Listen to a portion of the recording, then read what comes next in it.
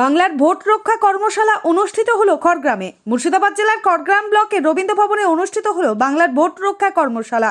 খড়গ্রাম ব্লকের 244টি বুথ আছে। শনিবার বুথ লেভেল এজেন্টের সঙ্গে নিয়ে সাধারণ মানুষকে সচেতন করার উদ্দেশ্যে বাংলার ভোট রক্ষা কর্মশালা গ্রহণ করা হয়।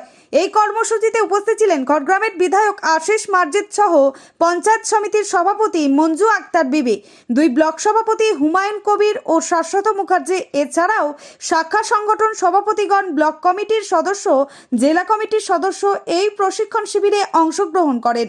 আমার রাজ্যের মুখ্যমন্ত্রী মাতৃসভা মহিষী মমতা বন্দ্যোপাধ্যায়, আইকন আইডল সাংসদ যুবরাজ অভিষেক বন্দ্যোপাধ্যায়, আমার রাজ্যের সভাপতি সুব্রত বক্সি সাহেব, তাদের যে নির্দেশ এবং কেন্দ্রের সরকার, বিজেপি সরকার, মোদী সরকার, সাম্প্রদায়িক সরকার, তাদের যে চক্রান্ত, যেভাবে বিভিন্ন এলাকা থেকে ভোটার এনে পশ্চিমবঙ্গের বিভিন্ন এনভায়রনমেন্টে বিভিন্ন ভোটার লিস্টে নাম নথিভুক্ত করে বাংলাকে পর্যদস্ত করার চেষ্টা করছে, সেই ভোটার চিহ্নিত করে সেগুলো ডিডাকশান করার জন্য আমাদের সারা রাজ্যে কর্মসূচি চলছে।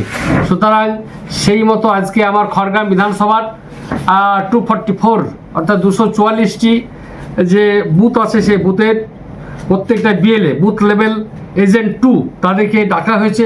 সেই সঙ্গে বিভিন্ন স্তরের জনপ্রতিনিধি, আমার বিভিন্ন শাখা সংগঠনের সভাপতিগণ, ব্লক কমিটির সদস্য, জেলা কমিটির সদস্য থেকে আরম্ভ করে প্রধান, অঞ্চল সভাপতি, পঞ্চায়েত সমিতির সভাপতি, সর্বস্তরের জনপ্রতিনিধি নেতৃত্ব সবাই উপস্থিত থেকে আজকে একটা অত্যন্ত গুরুত্বপূর্ণ সুন্দর একটা ওয়ার্কশপ বা প্রশিক্ষণ শিবিরের ব্যবস্থা করা হয়েছে।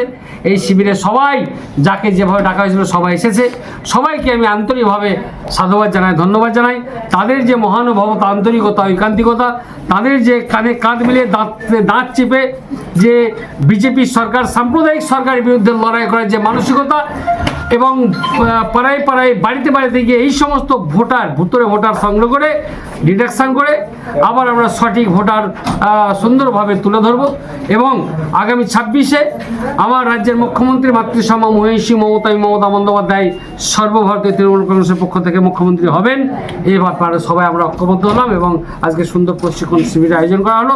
সবাই সুন্দরভাবে প্রশিক্ষণ গ্রহণ করলেন এবং তারা নিজে বুথে গিয়ে সে প্রশিক্ষণগুলো কমপ্লাই করবেন, বাস্তবায়িত করবেন এবং তাদের কাজ চালিয়ে যাবেন। খড়গ্রাম থেকে রফিকুল ইসলামের রিপোর্ট, চেতনা নিউজ।